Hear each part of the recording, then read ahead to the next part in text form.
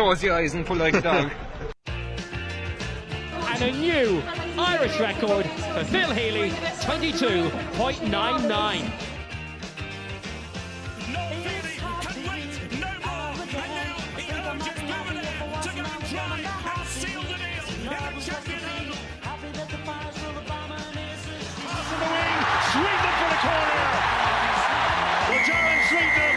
Will get the credit for his first international try.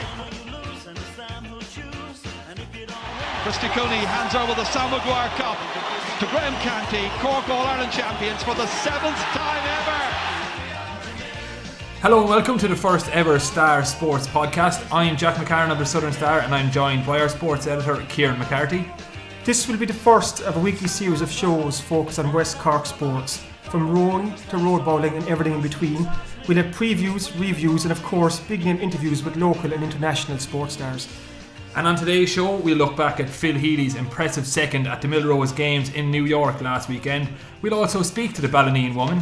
In part 2, Southern Star editor Con Downing will join to talk rugby with a particular focus on the West Cork lads that have been in good form for the Ireland 20s. But Kieran, there is only one place to start and that's with the Cork footballers. Beaten by Clare last weekend, are we in for yet another disappointing year following the lads? The signs don't look too encouraging so far, Jack, to be quite honest with you. We're 3 games into the league, 3 games into Division 2, and Cork are propping it up with 1 point from those 3 games. So at this point, Cork are in the relegation battle.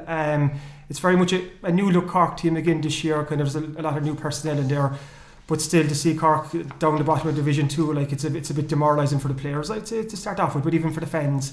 The timing couldn't be worse with Cork after launching their 5-year plan a couple of weeks ago. So only a couple of weeks since then, Cork are struggling again, you know. But it's not too encouraging, Jack, to be honest. Yeah, you mentioned the strategic 5-year plan that was released in January, and a lot was made of it. You were actually quite positive at the time it was released. Can you tell us why that was? Because like where Cork football is right now, they have to do something. They can't keep kind of lumbering on year after year after year. So it's a proactive step to kind of say, to admit first, okay, there's problems there, and these are the kind of steps we've set out to try and fix these problems. It's one thing when you create a plan, it's the next thing putting that plan into action. But you have to give the county board kind of credit to some respect that they have a lot of the goals they set out. They are achievable goals. And like I said, it's good to have a plan, because if Cork didn't have a plan, I don't know where they're going to go from here. Like kind of, it's a long way back to the top for Cork football, to be quite honest. Graham Canty said at the launch of the 5-year plan, that Cork are a mid-table Division 2 team, and that's where they are now. At the moment, they're bottom of Division 2, so they're the 16th best team in the country right now, and that's actually where they are. I see people talking after the Clare game, again, you see them on social media there, oh, big shock and all this sort of stuff, but it's, if we're being very, very honest here, and Cork football fans should be, it's not a shock for Cork to lose to Clare anymore. They've lost to them. Is it the 3rd time in a row they've lost to Clare? I was just going through some of the stats there. Kind of 2014 was the last time Cork made the last 8 at the All-Ireland series. Go back to the National League last year, Division 2 again. Cork survived in Division 2 by the skin of their teeth. I think it was scoring differences. They beat 3 teams, down and Loud, who were both relegated, and they beat Meath, which was a bit of a surprise. They lost to Tipperary, Cavan, Clare and Roscommon. So Cork just survived last year in Division 2. This year they're struggling in Division 2. But in the last 5 years of the championship, Cork have beaten Sligo, Longford, Tipperary, Clare and Limerick. Like, that tells you where Cork football is right now. Kind of, it'd be more of a shock if Cork beat Kerry or in the championship, because Cork are at a level now where they're playing teams around them and they're losing the teams around them. So Cork are where they are. Well, you mentioned the positives that came out of that strategic plan, and obviously there are plenty. There is positives looking forward, hopefully, in the next 5 years. But a man who wasn't as impressed by you with what he called the waffle in the strategic plan was Mr. Joe Brolly, who was speaking to Joanne Cantwell on League Sunday, and he had this to say about Cork's 5-year plan. I read with interest the strategic report. And I've never seen such mumbo jumbo. Is it any wonder Cork football's in the state that it's in, the black hole in the finances?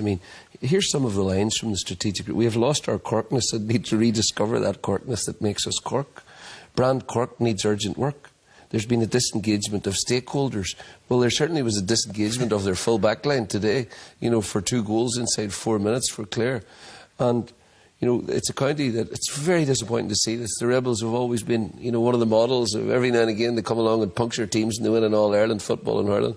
And it's desperately sad to see them they're in the position there. But I mean, when you hear that sort of waxy nonsense, you have to point out that in that strategic plan they do have, they have pinpointed, we need to make these appointments, we need to change our structure. Well, I'll tell you what they've said. They've said that we need a synergy going forward. Yes, but they also say we need a high performance director. The only thing they didn't do was quote Nelson Mandela. All this font nonsense, when in fact it's a real job of work that requires to be done. Yeah, but they have mentioned that as well, have they not? It's just sugary PR. I've read the report, it's just sugary PR. Yeah, but they've said we need a high-performance director, we need administrators for games development, don't they? Terry've got a high-performance director. He's overseen us from Division 1 to Division 4. It's all gobbledygook. Kieran, gobbledygook, Nelson Mandela, sugary PR. Is there any truth to what Joe was saying there? Like I was saying earlier, Jack, I think to give the county board credit, and in fairness in Cork they don't get a lot of credit too often. They are trying to be proactive. They've realised that things are pretty bad here.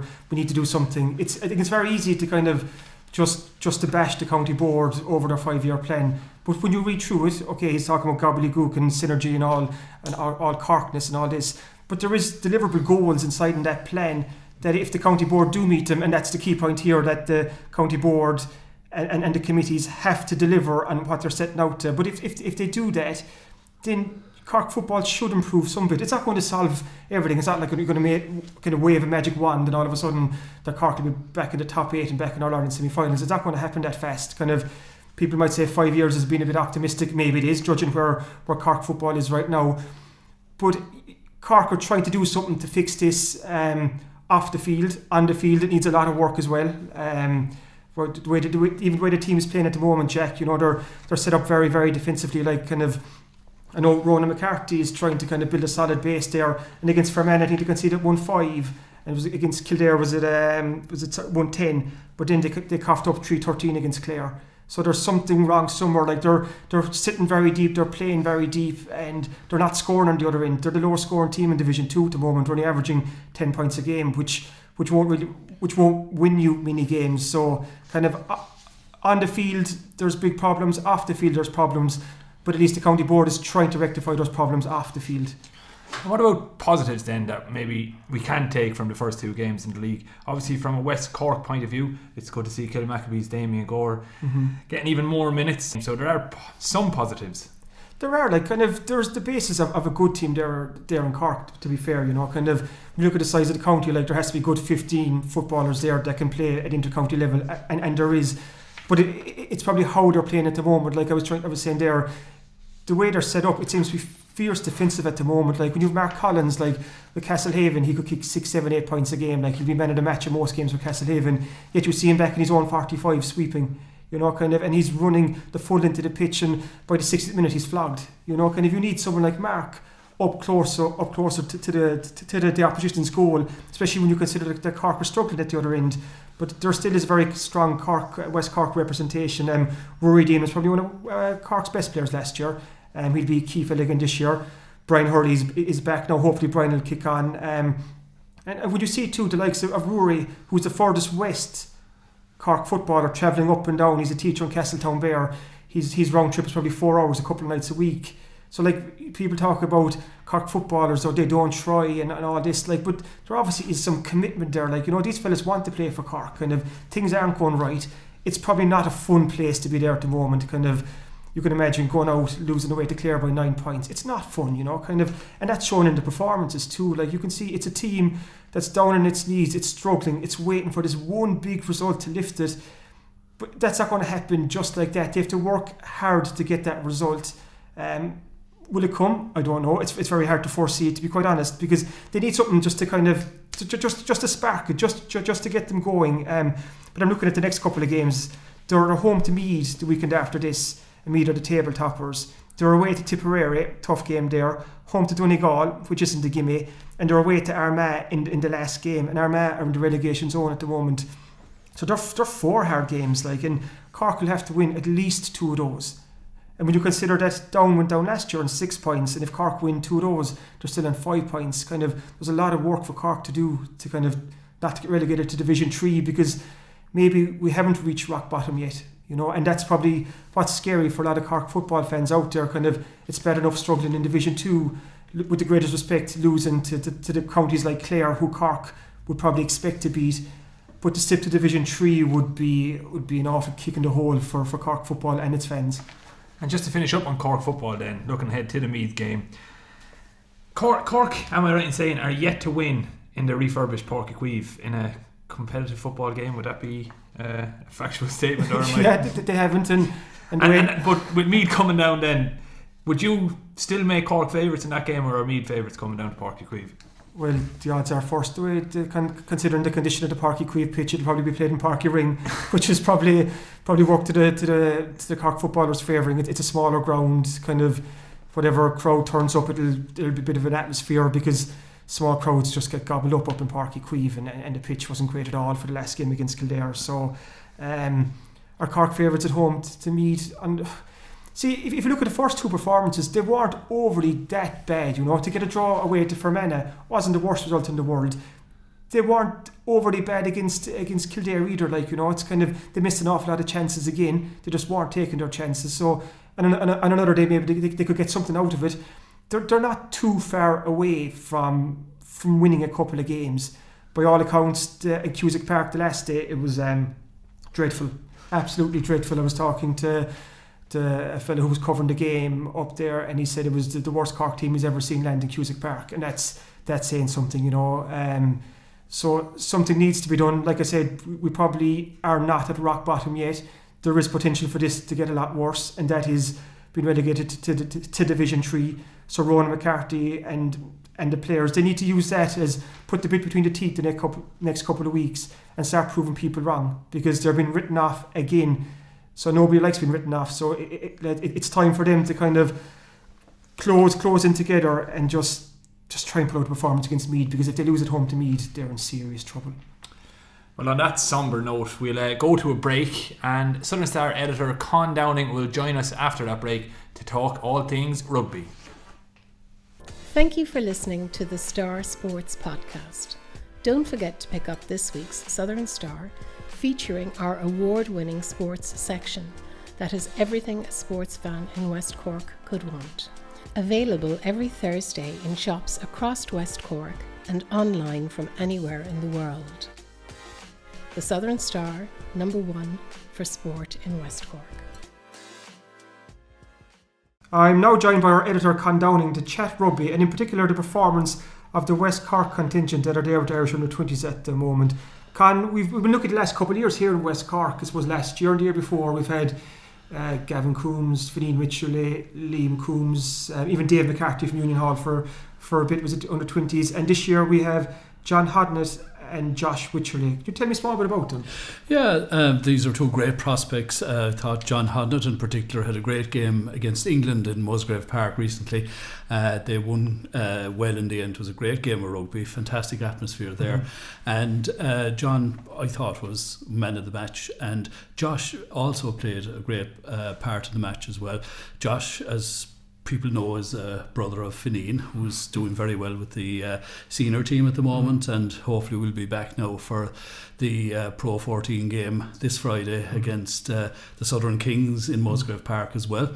And they both went to the Cistercian College in Rossgrey, and Josh is in the Munster Sub-Academy at the moment, and he's also a very good prospect at Loosehead Prop. John Hodnett plays at number 8, and he is from Rosscarbery, and he got his early experience with Clonakilty Rugby Club. So it's great that clubs around West Cork are being represented at provincial level and also at national level. And don't forget, we have Darren Sweetnam, of course, who is also from Dunmanway and doing very well with the Munster senior team, and has also played senior international. So it's a fantastic time for West Cork rugby. As a rugby aficionado yourself, is West Cork no rugby country? Well, the way the Cork footballers are performing, I think it can lay a fair claim, because all the promising young talent, the majority of it anyway coming through, seems to be rugby talent. There's some good soccer talent as well coming through, as Ron Hurley playing for Cork City, and a few more. But rugby seems to be in the ascendancy here at the moment. Now, how that transfers to the club scene remains to be seen. Yeah. Because you were at the game in Musgrave Park when Ireland won the first day. Then John Hodnett got a try the last game against Scotland. But you were very impressed with him, Con, you were telling me. Like, what was it about his performance that day that caught the eye? Well, everything really, because he looked like another CJ Stander. His ball carrying was excellent. He made loads of meters, and his tackling also was very good. So, and they had to defend pretty resolutely when they were reduced to 14 men near the end. When Josh Wycherley's replacement was sin-binned for 10 minutes, probably between the 60th and 70th minute, and Josh had to come back on again, and he was also a great part of that defensive effort, which set the platform then for them to go and win the game. This kind of sets Ireland up now for the next 3 games in the under 26 nations. Have we a good chance of hopefully, like, maybe not a Grand Slam but even a championship win? Well, I think so, yeah. I mean, having beaten England, I thought they would have been the favourites. Looking at the two teams out on the pitch before the game, you would have said that Ireland wouldn't have had any chance against them. The English team was so big, but that didn't faze them, and they certainly went on and win. French will be difficult, they always are at under 20 level. Their next game now is away to Italy, and hopefully they'll succeed there. And the game, well worth seeing, I think anyway, is on Friday the 8th of March in Musgrave Park, when they're back there to play the French, and I think the crowd hopefully will play a big part in getting them over the line with that. And then, of course, like the senior team, their last game will be in Wales, and they're playing in Colwyn Bay the day before the senior international. And why not? I think they have the best chance of the 3 Irish teams that are out there. Like the ladies aren't doing as well, but I suppose that's because they're lacking a few of the West Cork women on the panel. Good point, well made. But just a quick one before we look at the Irish seniors. Musgrave Park for the Ireland under 20 games, that was the first game against England, and now you said the French game coming up. You were up there for the first game. Yes. What was it like? Was the atmosphere good? Is it a good ground to host those games? It is. It's nice, tight ground, you know. No, it wasn't full, like there was about just over 6,000 there, I think, and but it's still, the atmosphere is fantastic, and they really willed on the team, and I think even the Irish coaches acknowledged that was a factor in overcoming England that night, the crowd. Looking at the Six Nations, I suppose the senior Six Nations, good win against Scotland the last day, badly needed after the loss against England the week before. Where does that leave Ireland now, Con, kind of looking ahead to the next 3 games? Is the championship already out of reach, considering that England have those 2 bonus point wins in the bag? I think it is, yeah. They probably would have needed a bonus point win away to Scotland. They're not fully up and running yet, but they've gone up an extra gear at least anyway, and hopefully that with the other games coming up now, that they'll have a convincing win against Italy, and then they have France, of course, and I think the big one between Ireland and Wales will really be the test at the end, and that probably will only decide maybe second or third placing in the championship, unless Wales now beat England, which would be good for Ireland as well too, because it'll throw the whole thing open again. Well, there's a different school of talk going around at the moment, kind of like with Ireland in the Six Nations. Is it the reality check that we all needed ahead of the World Cup? Or is it kind of worrying in a World Cup year that Ireland haven't kind of hit form yet? Kind of what camp would you be in? I would be in the more optimistic camp. I would say that it was no harm to have a reality check, because the expectations after beating the All Blacks last November were way too high, and I think it's just no harm just to dampen things down a small bit going into it.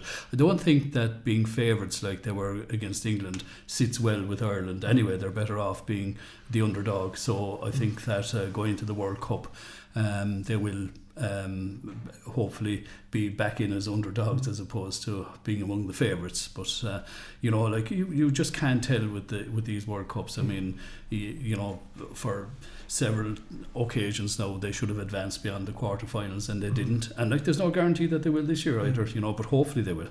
as a Munster senior ticket, kind of a Munster ticket holder yourself, to see Joey Carberry come on the last day for Johnny Sexton and do so well then, kind of like that move has worked out very well for Joey, hasn't it? Oh, it has, yeah, and for Munster as well too, because they've got consistency into the kicking game. And I thought it was a great trial of him to come back from the setback he had early on when the long pass he threw was intercepted and the Scottish try was given away. To come back from that and play so well in the second half in particular was a great trial of him, I thought. It's probably expecting too much for any West Cork fellow to be on the plane to Japan later in the year. Wouldn't rule out Finney and Wycherley. Injuries are a big factor in especially among second rows, and Fideen is also very versatile in that he's also a flanker as well, but the flanker positions probably are well covered, but you never know. So you heard it first from Con Downing, the Southern Star rugby expert. Fineen Wycherley is a dark horse for this year's World Cup. So thanks very much, Con, for joining us. Appreciate that. Thank you for listening to the Star Sports Podcast. Don't forget to pick up this week's Southern Star, featuring our award-winning sports section that has everything a sports fan in West Cork could want. Available every Thursday in shops across West Cork and online from anywhere in the world. The Southern Star, #1 for sport in West Cork. Welcome back to the Star Sports Podcast. And before we speak to Phil Healy, the Ballineen Bullet, Kieran, can you maybe give us a flavour of what to expect in this week's sports section? It's another action-packed sports section again, Jack. I think that goes without saying. I think with obviously we've Cork versus Clare, kind of the fallout from that. We're looking at what that means for Cork going forward. The Cork ladies got their National League campaign off to a winning start against Westmeath last weekend, which was fantastic. So we talked to Aoife Fitzgerald just about that, and he talks about how important it is to give the young players a chance this year, because the Cork ladies want to strengthen their squad. We have an interview with Artfield's Conor Owl, who was the assistant manager with UCC, who won the Collingwood Cup last weekend. We also have a very interesting story to do with two of our world champion rowers, Shane O'Driscoll and Mark O'Donovan, who've lost their funding, their Sport Ireland funding for this year, and that's a big blow for these two fellas. They were on world class funding, which was worth 20,000 each to them for the year. Very important money. It's what keeps them going. It's effectively their wage. They have lost that now. There's some confusion over the criteria as to why that they weren't given the funding. There's a bit of confusion there. The two lads are adamant that they meet the criteria. Sport Ireland are saying that they didn't meet the criteria, but we've all that story in full in this week's sports section. And we might cover that in more depth then on next week's podcast when we have the full breakdown. But Kieran, Phil Healy was recently named the West Cork Sports Star of the Year. Had a cracking night at the Celtic Ross Hotel in Rosscarbery. Both of us were there. We spoke to Phil, and she's kicked on from that win and made a big impression in the States over the weekend. She did, yeah. Fantastic for Phil. She was invited out to the Millrose Games in New York, and that's one of the biggest track and field events, indoor track and field events in America. So it just shows her standing at the moment that she was invited out there. She finished second, fantastic. She ran 53.72, which is a good bit outside her personal best of 52.08. But it was a very scrappy race. She was telling me that in the 400 metre indoors, it's 2 laps of 200 metres. The cut in after the first lap, to use her words, it was carnage. So she was fourth there. So for her to finish second is fantastic. Great experience, she was saying. And this weekend now, she's on to the Irish Nationals. She's racing the 400 metres on Saturday. The heats are the final Sunday. So hopefully again, she's favoured there to kind of defend her national title. And then the weekend after that, then Phil is the European Indoor Championships in Glasgow, and that's one of her big targets of the year. She's really hoping to get to the final there, and if you get to the final, anything's possible. And Kieran, you spoke to Phil at the Sports Star Awards. We'll play some of that interview now. Welcome, Phil. Talk to me first about your winter training. How's the winter training gone for you so far? It's absolutely super. It's been tough. There's been many days where I've seen my breakfast again, but no, look, it's really hard. But you have the group there for us, and I look at it as every training session and then putting them back to back, because if you look at the whole block, say the 4-week block, as one, it can be a bit daunting. So there's a goal in each session, so build on each of them and put them back to back, and then the weeks come back to back. Are the signs encouraging for the year ahead? Absolutely. I kick off indoor season next week in Vienna, so at this stage I'm like, just let me race, because I haven't raced since August, so it's been a long time, and I built the base all of winter, so now it's time to put the work to use and have fun over indoor season. You're like a coiled spring at the moment, so you're just waiting to get out there and race. Absolutely, yes. We call it a cage line, but yeah, that's about it. And then it'll kick off the varsities, and we'll roll into nationals, and then European indoors is the main one. The European indoors, that's in March, isn't it? That's your big target at the early part of the season? Absolutely, that's the first weekend in March in Glasgow, so it's nice to be close to home again. It was Birmingham last year, but with the snow, all the crowds were stuck here in Ireland, so yeah, that's the main one, over 400, and it's a short weekend, so yeah, looking forward to that one. When you're racing the 400, you prefer the indoors to the outdoors. Can you explain that to us? Absolutely, because I'm more of a speed-based 400-metre athlete, and that's the way it's going, both indoors and outdoors. So indoors, it's 200-metre laps, so it's all about making the break, which is after 150 metres. So if you make the break first, which is after 200 metres, then it's harder to pass if you're behind. So getting there as quick as you can, and then going around for the last 200 metres. Getting to the European final, so would that be a big target at the indoors? Definitely, it's taking it round by round. Indoors as well can be a lot of luck with lane draws and stuff like that. So look, you make your own luck as well. So taking it round by round, and then hopefully European final as well. Looking later in the year, I know you have the World University Games, but this is a big year too, because the 2020 Olympic qualification starts. Is that something always in the back of your mind now, kind of, because it's only next year now, the Tokyo Games? Absolutely, it's just around the corner, and yes, it's definitely always in the back of your mind, because you have to, like, it's not just a 1 year thing that you start looking at it in 2020, once 2016 is over, your 4-year cycle begins. So yeah, it will be in the back of my mind, but I'm not focusing on it either. Like, I'm putting in the hard work for this year, building on to next year, but it is about securing qualification this year and making next year a little easier. And that's Shane, my coach, he will be more focused on in his planning and stuff like that, so he's looking after that side of it, and then I'll just go race and do the sessions. The qualification process has changed from the last Olympics. Can you explain what the process is now, Phil? So they still haven't decided fully. They were doing this quota system for World Championships, which are this year in the end of September, but they now have scrapped it because the majority are going against it. So hopefully they'll keep it the same way with the normal qualification standard for Tokyo as well. Like, it would be foolish to bring it in the first year to have it as an Olympic Games quota system, but hopefully it'll be just the one standard. If you get your standard, that secures your spot. This year, what are you going to focus on? At the 400, 200, 100, they're all there for you. Which one this year? So definitely indoors will be more 400 base, but I will have a 200 in there as well.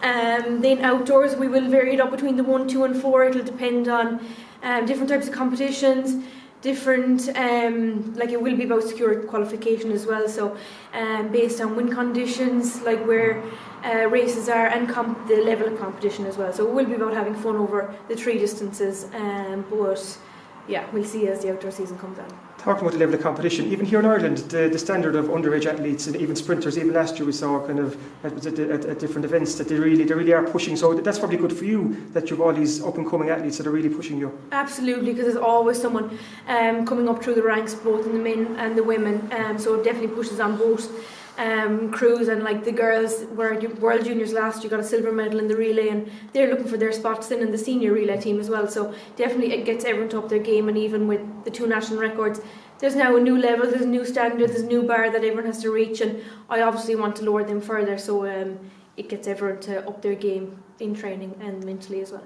You've actually preempted my next question, and I think everyone wants to know, can you go faster? Like, you're the first ever Irish woman to run under 22 seconds, wasn't it, for the 200, yeah. And like, you're obviously the national record in the 100 metres last year. Can you go even faster in 2019? Definitely, I do think so, because even conditions weren't favourable that day in Cork. It's all just about getting into the right race, and then year on year you're building that last 50, which I've spoken about before.